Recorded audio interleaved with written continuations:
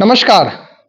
दिल्ली विधानसभा चुनाव के निमित्त भारतीय जनता पार्टी ने अपने प्रत्याशियों की दूसरी सूची जारी कर दी है। कुछ खास नहीं है, चेहरे ऐसे कुछ ऐसा नहीं कि चौंकाने वाले हो। जैसी चुनाव से पूर्व एक चर्चा थी कि इस बार दिल्ली विधानसभा चुनाव को लेकर भारतीय जनता पार्टी पूरी ताकत झोंकेगी और वो ताकत कितना झोंकेगी ये तो समय ही बताएगा। लेकिन उम्मीदवारों को देख करके ऐसा नहीं लग रहा है कि भारतीय जनता पार्टी डटकर मुकाबला कर रही है। कुछ तो हल्कापन है। इस सूची में कुछ चीजें हैं मैं जिसका आपको प्रमुखता से जिक्र करना चाहूंगा। चुनाव पूर्व एक चर्चा बड़ी जोरों पे थी, राजनीतिक गलियारों में ये चर्चा हो और पत्रकार तक ये खबर न पहुंचे तो बेईमानी होगी। जैसी चर्चा थी कि लगभग 15 से 20 महिला उम्मीदवारों को चुनावी मैदान में उतारा जाएगा, लेकिन ये क्या, 58 लोगों की सूची में पहली सूची 29, दूसरी 29, 58 प्रत्याशियों की सूची में मात्र 7 महिला। खैर, ये तो भारतीय जनता पार्टी की चुनाव समिति ने कुछ अपना मंथन में और जो चुनावी समीकरण है उसमें पाया होगा, उसको देख करके अपने प्रत्याशियों की सूची जारी की है। मैं उसमें नहीं जाना चाहूंगा, लेकिन चर्चा ऐसी थी, पार्षदों को भी टिकट दिया गया है, पहली सूची में भी और अब भी। सबसे बड़ा चौंकाने वाला नाम इस सूची में पूर्व मुख्यमंत्री, भारतीय जनता पार्टी के दिल्ली के पहले मुख्यमंत्री मदन लाल खुराना, उनके बेटे हरीश खुराना को टिकट दिया गया है। हरीश खुराना बहुत दिनों से चुनाव लड़ने के इच्छुक थे। खैर, भगवान ने उनकी सुन ली और अब चुनावी मैदान में मोती नगर से चुनाव लड़ेंगे हरीश खुराना। 2 गैर भाजपाई जो एक कांग्रेस से आए, नीरज बसोया, अरविंदर सिंह लवली के साथ, उनको भारतीय जनता पार्टी ने कस्तूरबा नगर से टिकट दिया है। दूसरे आम आदमी पार्टी की पार्षद रही प्रियंका गौतम, जो हाल ही में भारतीय जनता पार्टी ज्वाइन की, भारतीय जनता पार्टी ने उनको कोंडली से टिकट दिया है। खैर, अब वो क्या कोंडली की सीट जीत करके भारतीय जनता पार्टी की झोली भरती है तो खैर भविष्य के गर्भ में है। अब मैं आपको क्रमशः कुछ जो नाम है उसको क्रमवार बताता हूं। नरेला से भारतीय जनता पार्टी ने राजकरण खत्री को अपना प्रत्याशी बनाया है। क्षेत्र में सक्रिय तो नहीं थे, खैर पार्टी ने टिकट दिया है तो कुछ सोच के टिकट दिया होगा। वैसे राजकरण खत्री पूर्व निगम पार्षद है और पूर्व जोन चेयरमैन है नरेला के। अब देखना होगा क्या भारतीय जनता पार्टी को 2013 की तरह जीत का स्वाद चखा पाते हैं या खाली हाथ लौटते हैं। अगली सीट है तिमारपुर। जी हां, तिमारपुर में सूर्य प्रकाश खत्री मैदान में भारतीय जनता पार्टी के उम्मीदवार के रूप में 2008 में सूर्य प्रकाश खत्री चुनाव हार गए थे और तिमारपुर भारतीय जनता पार्टी नहीं जीत पा रही है। क्या सूर्य प्रकाश खत्री अपने पुराने प्रतिद्वंदी जिन्होंने पटकनी दी थी, कांग्रेस के टिकट पे चुनाव लड़े सुरेंद्र पाल सिंह बिट्टू 2008 में सूर्य प्रकाश खत्री को हराए थे, अब पुनः आमना सामना होगा, बशर्ते सूर्य प्रकाश खत्री भाजपा से ही है, सुरेंद्र पाल सिंह बिट्टू आपके टिकट पे चुनावी मैदान में है। दिलचस्प है मुकाबला। अगली सीट है मुंडका। जी हां, गजेंद्र दराल चर्चा में रहने वाले निगम पार्षद निर्दलीय जीत करके आए थे, भाजपा में शामिल हुए, स्टैंडिंग कमेटी मेंबर बने, जिला महामंत्री बने। बड़ी मजबूरी है भारतीय जनता पार्टी की। गजेंद्र दराल चुनावी मैदान में है, मामला दिलचस्प है, देखना होगा क्या होता है मुंडका में। भाजपा 2013 के बाद मुंडका में जीत नहीं पाई है, 2 बार से हार रही है। क्या गजेंद्र दराल भाजपा को मुंडका में जीत का स्वाद चखवा पाते हैं या फिर खाली हाथ लौटते हैं। अगली सीट है सुल्तानपुर माजरा।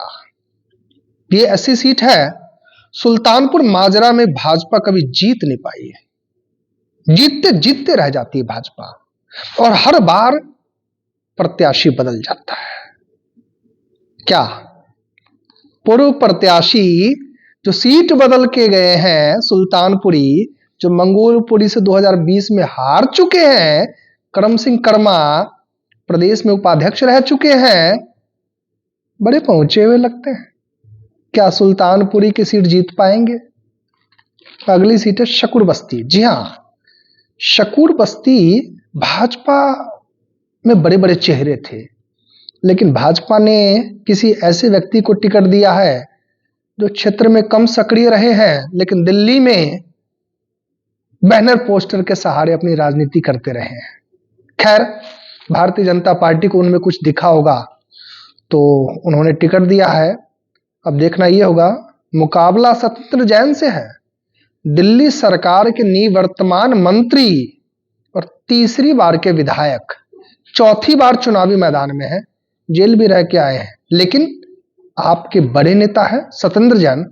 मुकाबला दिलचस्प है, करनैल सिंह के लिए रहा आसान नहीं है। अगली सीट है त्रिनगर, वही पुरानी डफली पुराना राग। तिलक राम गुप्ता 2020 में चुनाव हारे थे, बड़ी बुरी तरह से पुनः चुनावी मैदान में है। क्या कहना इनके बारे में? अगली सीट है सदर बाजार। भाजपा कुछ पार्षदों पे ज्यादा ही दांव खेल रही है, ऐसा लग रहा भाजपा के पास चेहरों की कमी है क्या। खैर, मनोज जिंदल चुनाव लड़ेंगे। मनोज जिंदल शास्त्री नगर से निगम पार्षद है। मनोज जिंदल के बारे में मैं बताऊं आपको, 2022 के निगम चुनाव में जब टिकट न मिलता देख निर्दलीय चुनाव लड़ने की घोषणा कर रहे थे, किसी अन्य दल में भी दाएं बाएं हाथ पैर मार रहे थे, लेकिन अंततोगत्वा भाजपा से टिकट मिल गई। बड़े मतों से जीते, 12,000 प्लस से जीते। इस बार विधायक का टिकट मिला है, चुनावी मैदान में है, और तीसरी बार के विधायक से मुकाबला है सोमदत्त से। चौथी बार चुनावी मैदान में सोमदत्त। अब देखना होगा, यहां कांग्रेस भी कम नहीं है। कांग्रेस ने अपने पुराने नेता 2 बार के त्रिनगर से विधायक रहे अनिल भारद्वाज को चुनावी मैदान में उतार रखा है। मामला त्रिकोणीय है। देखना होगा कि मनोज जिंदल क्या भाजपा को जीत की झोली भरते हैं। चांदनी चौक की सीट भाजपा जीत नहीं पाती है, जबकि चांदनी चौक व्यापारियों का इलाका है, और अक्सर कहा जाता है कि भाजपा व्यापारियों को बहुत सहयोग करती है और व्यापारी भाजपा को बहुत सहयोग करते हैं। व्यापारियों का साथ हमेशा भाजपा को रहा है, ऐसा माना जाता है। इस बार बहुत पुराने नेता, निगम पार्षद रह चुके काफी दिन पहले, और राष्ट्रीय स्वयंसेवक संघ पृष्ठभूमि के सतीश जैन चांदनी चौक से चुनावी मैदान में। अब देखना होगा कि सतीश जैन भाजपा को चांदनी चौक की सीट जीत करके झोली भरते हैं या खाली हाथ लौटते हैं, ये तो समय ही बताएगा। अगली सीट है मटिया महल। मटिया महल में भाजपा कभी नहीं जीत पाई है, और मेरे हिसाब से शायद भाजपा ने कभी भी किसी प्रत्याशी को वहां रिपीट भी नहीं किया है। हर बार मटिया महल के खाते में नया ही चेहरा मिलता है भाजपा का। अब ये देखना होगा कि मटिया महल, क्योंकि मटिया महल मुस्लिम बाहुल्य सीट है, मुस्लिम तादाद बहुत ज्यादा है। दिल्ली विधानसभा के 70 सीटों की बात करें तो मेरे ख्याल से मटिया महल, सीलमपुर, इसमें सबसे अधिक मुस्लिम है। वैसे ओखला में भी है, लेकिन मटिया महल में अत्यधिक है। भाजपा इस कारण भी हो सकता नहीं जीत पा रही हो। अब देखना होगा कि दीप्ति इंदौरा चुनाव लड़ रही है मटिया महल से। दीप्ति इंदौरा एससी मोर्चे की प्रवक्ता भी है प्रदेश में। क्या एक महिला है, तेज तर्रार नेत्री है, शिक्षिका भी रही है। तो देखना होगा कि जीत करके भाजपा की झोली भरती है, खाली हाथ लौटती है। अगली सीट है बल्ली मारन। जी हाँ, बल्ली मारन हारून यूसुफ का गढ़। हारून यूसुफ वैसे तो लगातार 2 बार से चुनाव हार रहे हैं, यहां इमरान हुसैन आम आदमी पार्टी के प्रत्याशी हैं और दूसरी बार विधायक है, तीसरी बार चुनावी मैदान में है और मंत्री भी हैं। यहां से कमल बागड़ी को टिकट दिया है भारतीय जनता पार्टी ने। यह कमल बागड़ी वही है जो हाल ही में पिछले वर्ष उप महापौर के चुनाव में प्रत्याशी थे भाजपा के, बुरी तरह हारे थे। ये वही कमल बागड़ी है। अब भाजपा ने इनको विधायक का टिकट दिया है। देखना होगा कमल बागड़ी विधायक बनते हैं या म्युनिसिपल काउंसलर ही रह जाते हैं।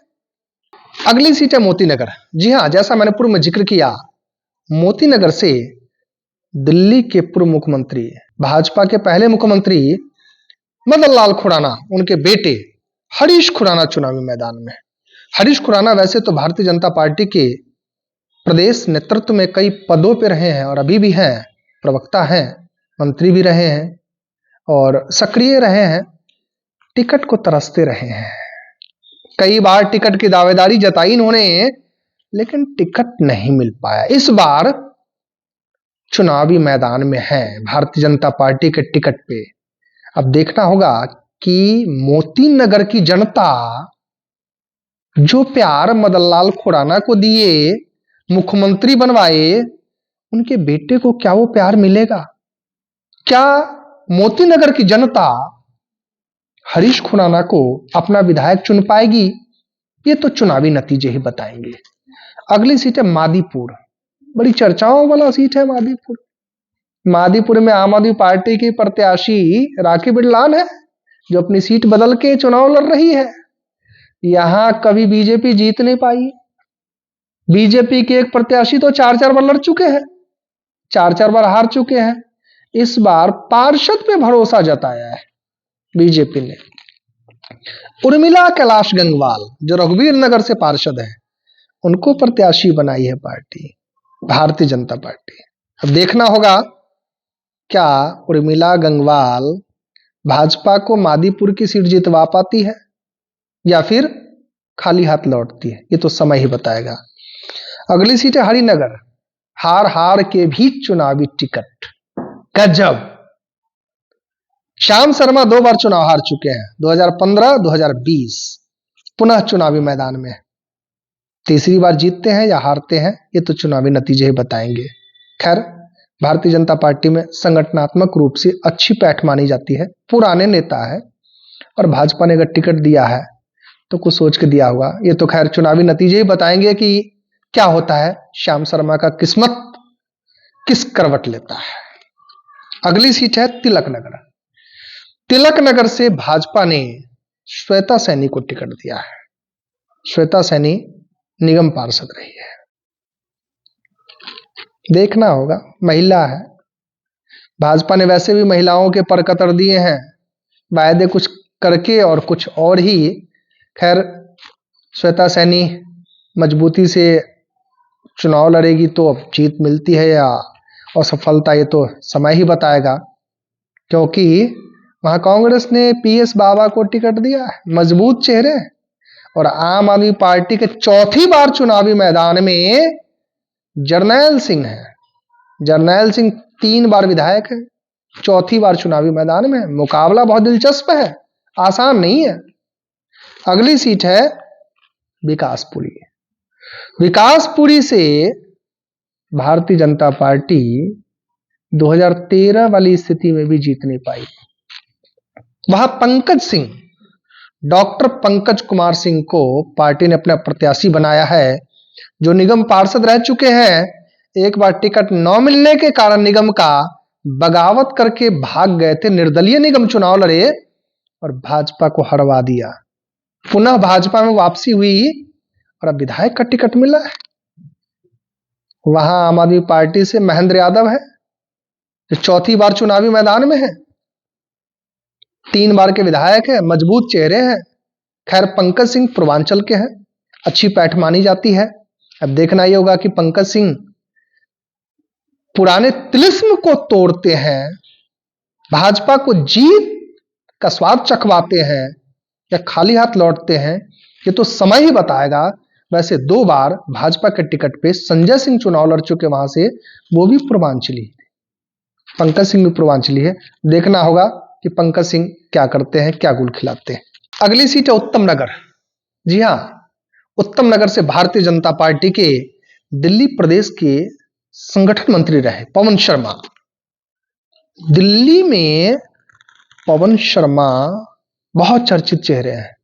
संगठन को मजबूत करने में उनकी बड़ी भूमिका रही है और भाजपा के शायद ही कोई कार्यकर्ता होंगे जो उनको न जानते होंगे, और आम लोगों में भी उनकी पुरानी पहचान है। धरातल से जुड़े हैं, स्वयंसेवक बैकग्राउंड से हैं। 2013 में जीत का स्वाद चखे थे, 15 में हार गए थे। फिर पुनः 2025 में चुनावी मैदान में पवन शर्मा। नरेश बाल्यान की पत्नी चुनाव लड़ रही है आम आदमी पार्टी से। नरेश बाल्यान जेल में है, कुछ मामले चल रहे हैं। अब देखना होगा कि पवन शर्मा क्या 2013 दोहरा पाते हैं या खाली हाथ लौटते हैं। वैसे भाजपा ने बड़ी उम्मीद के साथ इनको टिकट दिया है। दावेदार बहुत थे, सबको दरकिनार करते हुए पवन शर्मा को टिकट दिया है भारतीय जनता पार्टी ने, तो कुछ सोच करके दिया होगा।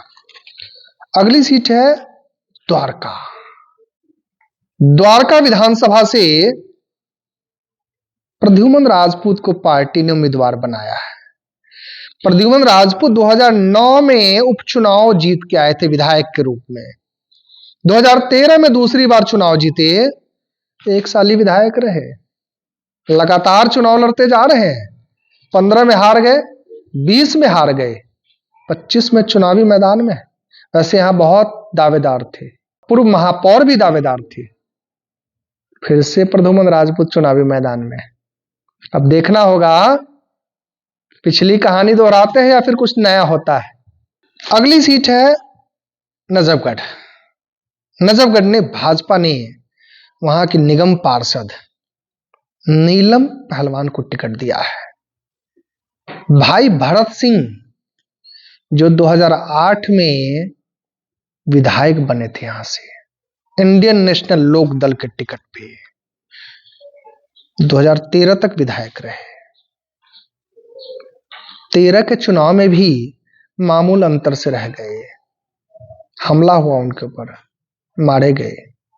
उनकी भाभी है नीलम पहलवान। उनके बड़े भाई कृष्ण पहलवान भी निगम पार्षद रह चुके नजफगढ़ से, और उनकी भाभी भी लगातार निगम पार्षद है ढिचाऊ कला वार्ड से। जब भाई भरत सिंह विधायक बन गए थे तो उपचुनाव में भाभी चुनाव लड़ी थी ढिचाऊ कला वार्ड से, और तब से लगातार नीलम पहलवान निगम पार्षद है। इस बार भारतीय जनता पार्टी के टिकट पे नजफगढ़ से चुनावी मैदान में है। आम आदमी पार्टी के विधायक थे, मंत्री थे, पार्टी छोड़ के चले गए भाजपा में। कैलाश गहलोत सीट बदल लिए, कहीं इसीलिए तो नहीं कि यहां नीलम पहलवान की दावेदारी मजबूत थी। खैर, ये तो भारतीय जनता पार्टी अपने मंथन में ही कुछ समस्या का समाधान कर पाई होगी कि कैलाश गहलोत को सीट बदलने में ही फायदा है, नहीं तो। खैर, अगली सीट है मटियाला। मटियाला में भारतीय जनता पार्टी ने क्या सोच करके प्रत्याशी दिया है। बड़े बड़े चेहरे थे यहां, लेकिन एक युवा को टिकट दिया है जो अनुभव के मामले में नए कहे जाएंगे। खैर, पार्टी के सर्वे में कुछ पाया गया होगा। वैसे युवा तो हैं, दिल्ली प्रदेश युवा मोर्चा में महामंत्री रह चुके हैं संदीप सहरावत, अभी वर्तमान में नजफगढ़ जिले में महामंत्री है, और उनको टिकट मिला विधानसभा का। विरोध बहुत है, आसान नहीं है रहा संदीप सहरावत के लिए। मटियाला विधानसभा से 2013 में भारतीय जनता पार्टी ने जीत का स्वाद चखा था। 15 में हार के आए, 20 में हार के आए। अब देखना होगा 25 में क्या होता है। वैसे विरोधियों की कमी नहीं है यहां, बहुत विरोधी है। अगली सीट है पालम। पालम विधानसभा से भारतीय जनता पार्टी ने पूर्व उप महापौर कुलदीप सोलंकी को टिकट दिया है। कुलदीप सोलंकी पुराने भाजपाई है, अच्छी पैठ है, और संगठन में नियमित कार्य करते रहे हैं और पुरानी पृष्ठभूमि होने के कारण उसका लाभ उनको मिल सकता है, लेकिन मुकाबला दिलचस्प है। यहां भी आमने सामने का मुकाबला दिलचस्प है। अब देखना होगा कि जनता का प्यार क्या कुलदीप सोलंकी को मिलता है या फिर कुछ और, ये तो समय ही बताएगा। अगली सीट है राजेंद्र नगर। राजेंद्र नगर से भारतीय जनता पार्टी ने अपने निगम पार्षद उमंग बजाज को टिकट दिया है। उमंग बजाज वैसे तो नए हैं लेकिन निगम पार्षद हैं और एक बड़े चेहरे आम आदमी पार्टी के जो विधायक रह चुके उनको हरा करके आए हैं, विजेंद्र गर्ग को। और वहां बड़े चेहरे, कई भारतीय जनता पार्टी के बड़े चेहरे टिकट के दावेदार थे, सब धाराशाही हो गए। उमंग बजाज ने बाजी मार ली। अब जनता की अदालत में क्या फैसला होता है, उमंग बजाज विधायक बन के आते हैं या फिर निगम पार्षद ही रह जाते हैं, ये तो 8 फरवरी को चुनावी नतीजे ही बताएंगे। अगली सीट है कस्तूरबा नगर। जी हां, जैसा मैंने पूर्व में जिक्र किया था, कस्तूरबा नगर से भारतीय जनता पार्टी ने कांग्रेस के पूर्व विधायक नीरज बसोया को टिकट दिया है। नीरज बसोया अरविंदर सिंह लवली के साथ ही भारतीय जनता पार्टी में शामिल हुए थे, उसको टिकट दिया है भारतीय जनता पार्टी ने। अब देखना होगा कि नीरज बसोया क्या करते हैं, जीत के आते हैं या फिर खाली हाथ लौटते हैं। अगली सीट है तुगलकाबाद। तुगलकाबाद रमेश बिधूरी का इलाका रहा है। सांसद बनने के बाद लगातार भारतीय जनता पार्टी सीट गंवाती रही। 15 में, 20 में भारतीय जनता पार्टी यहां लूज कर गई। 25 में यहां से भारतीय जनता पार्टी ने रोहतास बिधूरी को टिकट दिया है। रोहतास बिधूरी के ऊपर भी रमेश बिधूरी का ही हाथ है, उनकी पत्नी निगम पार्षद रह चुकी है। अब देखना होगा कि रमेश बिधूरी का आशीर्वाद रोहतास बिधूरी को कितना मिलता है, क्योंकि तुगलकाबाद रमेश बिधूरी की अपनी सीट है।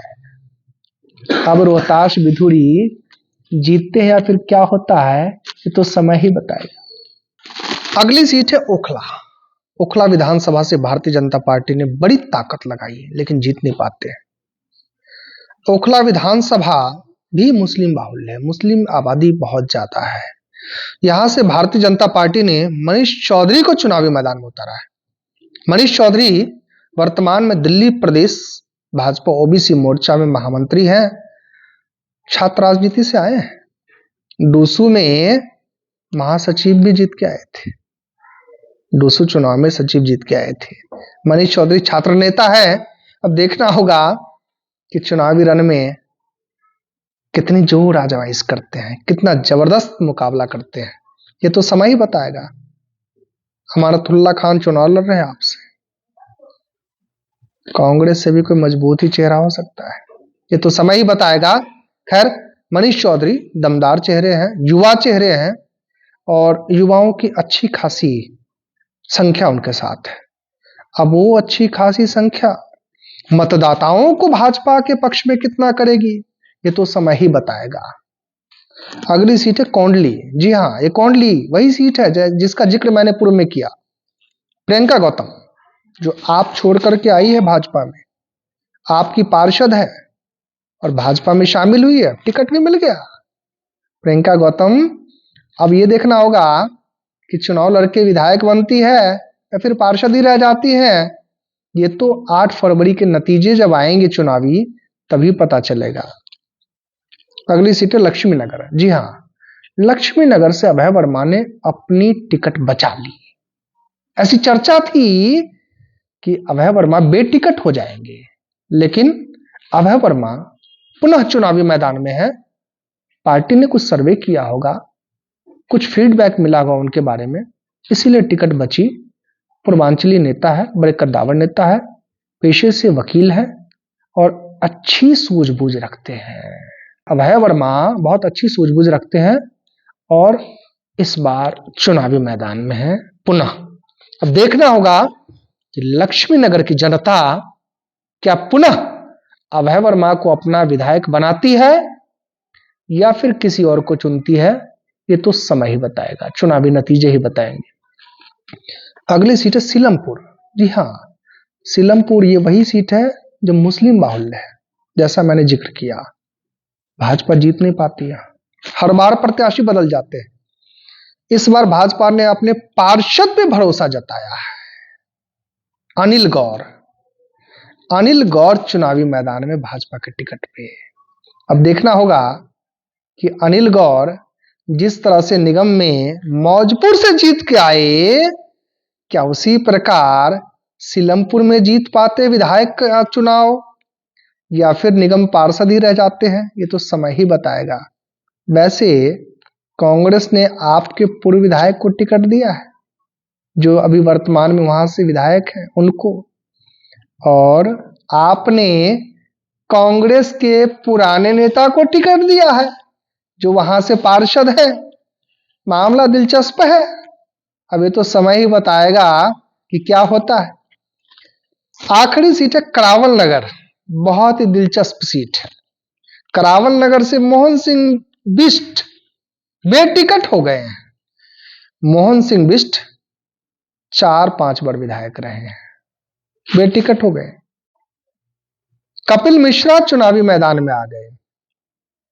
2015 में कपिल मिश्रा आम आदमी पार्टी के टिकट पे चुनाव लड़के विधायक बने, सीधा मंत्री बने, और उसके बाद जो ड्रामा हुआ वो किसी से छुपा हुआ नहीं है। अरविंद केजरीवाल से लड़ाई झगड़े और फिर पार्टी छोड़े और फिर भाजपा में शामिल हुए। 20 में मॉडल टाउन से चुनाव लड़े थे, हार के गए। इस बार नई सीट तलाश लिए हैं। बड़े फायर ब्रांड नेता है भाजपा के, हिंदूवादी नेता है, पुनः पुरानी सीट पे गए हैं। अब देखना होगा मोहन सिंह बिष्ट बिना टिकट के हो गए, बेटिकट हो गए।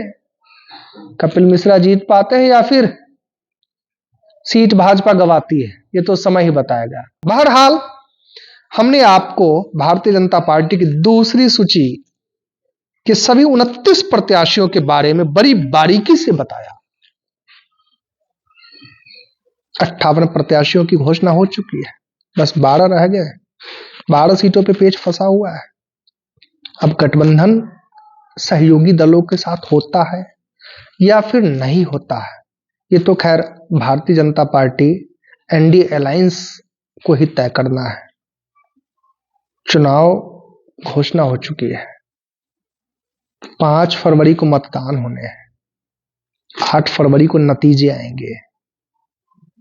भारतीय जनता पार्टी पूरी कोशिश में है, दिल्ली का रण जीतना है। प्रत्याशियों के चयन से तो कुछ ऐसा नहीं लग रहा।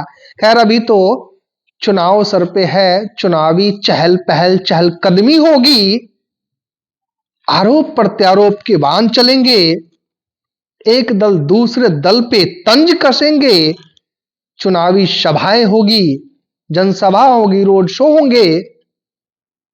फिर जनता के फैसले ही किसी दल को जितवाएंगे या हरवाएंगे, ये तो 8 फरवरी के नतीजे ही बताएंगे। नमस्कार। हमसे जुड़े रहने के लिए हमारे YouTube चैनल को सब्सक्राइब करें और नई वीडियो की नोटिफिकेशन के लिए बेल आइकॉन को दबाएं। अगर आप ये वीडियो Facebook पर देख रहे हैं तो लाइक जरूर करें और ज्यादा से ज्यादा शेयर करें। धन्यवाद।